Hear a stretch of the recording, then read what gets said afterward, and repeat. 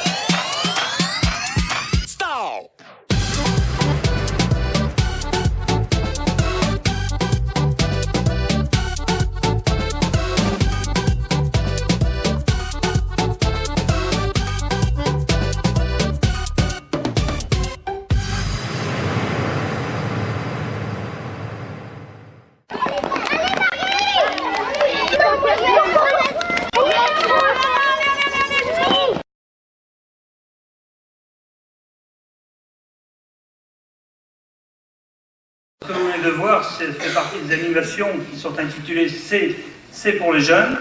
Il y en avait pour tous les âges, bien sûr, et j'en profite quand même pour remercier nos partenaires, le cinéma Le Club, entre autres, et le karting de Challans, qui propose des animations pendant les vacances.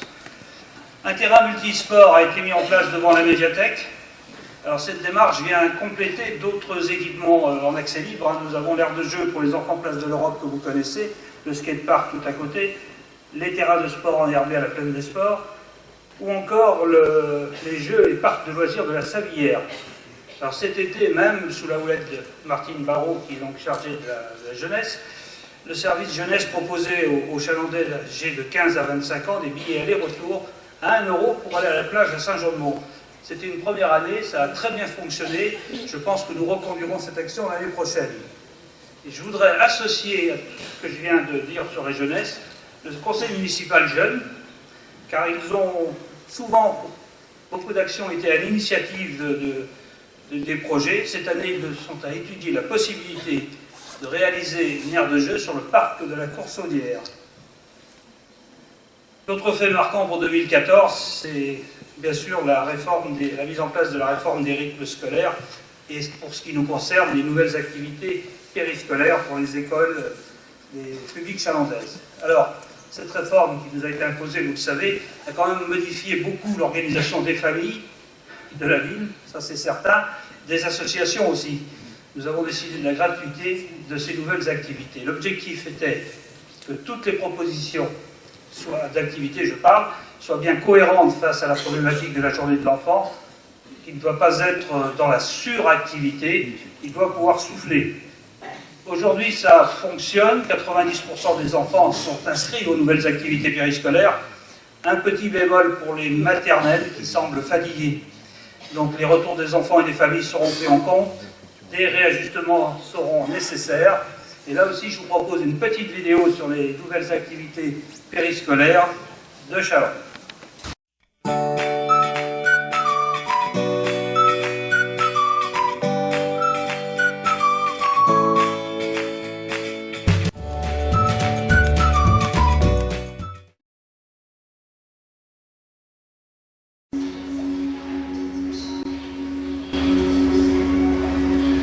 Donc les nappes sont organisées de la même façon dans les différentes écoles. On a un coordinateur et différents animateurs qui proposent des ateliers chaque jour différents aux enfants.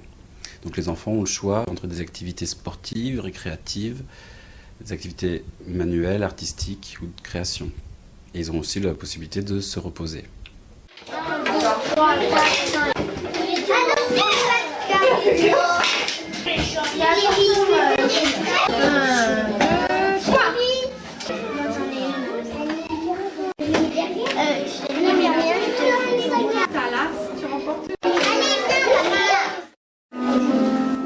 recommence, on inspire, on regarde en l'air,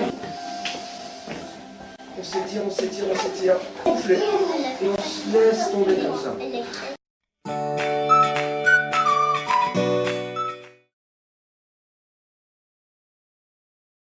On va faire rebondir un son, comme ça. Vous pouvez lâcher les mains maintenant pour avoir un bon effet.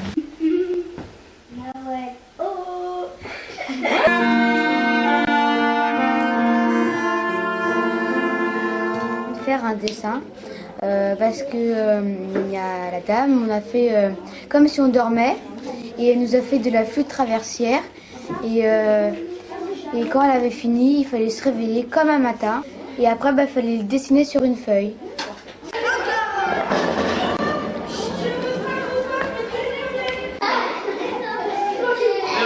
À toi Lucas. Non Lucas, c'est fou. Lucas. Voilà. Tour de magie, classe de CE1 avec Alix. C'est bon. Tu vas toucher un valet. Et moi, je vais prendre un as. Donc, valet, 2 as. Encore gagné. Est-ce que je peux le faire? Je peux le faire. Je peux essayer. Alors, pour l'instant, on connaît qui? Pour l'instant, on connaît qui, les garçons? Lui et pas eux deux. Alors, C'est eux deux les voleuses. en haut, c'est une fille.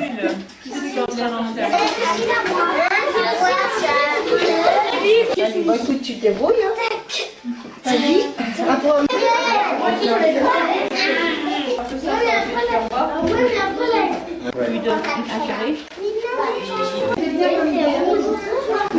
Triangle bleu.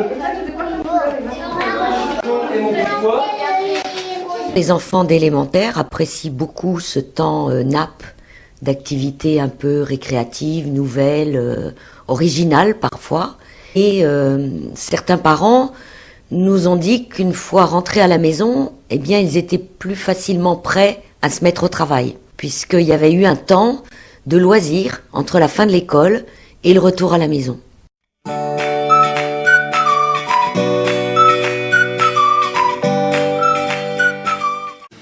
Je crois qu'on peut souligner et féliciter le travail de l'équipe de la vie scolaire, hein, qui s'est, je dois le dire, un peu arraché les cheveux par moments. Mais bon, le résultat est à la hauteur de l'ardeur, du travail qu'ils ont produit. Alors toujours dans les écoles, nous les dotons d'équipements informatiques importants depuis déjà pas mal d'années pour les pratiques pédagogiques et les programmes de l'éducation nationale. Le numérique est bien dans les classes. Et aussi les TBI. TBI, c'est quoi? C'est les tableaux blancs interactifs, donc là, avec des vidéoprojecteurs dans chaque école, en fixant une priorité, bien sûr, pour les classes élémentaires. Jean-Jacques en a parlé rapidement, mais à l'école de la Croix-Marot, construction d'un bâtiment pour l'accueil périscolaire, création d'un prévôt, d'un auvent, etc. De nouvelles, tout ça, ça doit être opérationnel avant la fin 2015. Pour les plus petits, le projet phare, projet très cher à Isabelle Bolo, mon adjointe, est le projet multi-accueil porté par la communauté de communes. Alors ce projet a pris du retard, il va encore en prendre un peu. En effet, la commune de la Garnache, qui est présente parmi nous, près de 5000 habitants, et qui n'avait pas souhaité, à l'époque de l'étude, envisager d'équipement chez elle, aujourd'hui, la nouvelle municipalité souhaite que ce soit, bien sûr, étudié. Alors nous allons réactualiser l'étude, et au vu du résultat, nous déciderons ensemble de modifier ou pas notre plan, l'objectif étant, bien entendu, d'apporter un service d'accueil de qualité au plus près des utilisateurs, en évitant autant que faire se peut les déplacements kilométriques inutiles.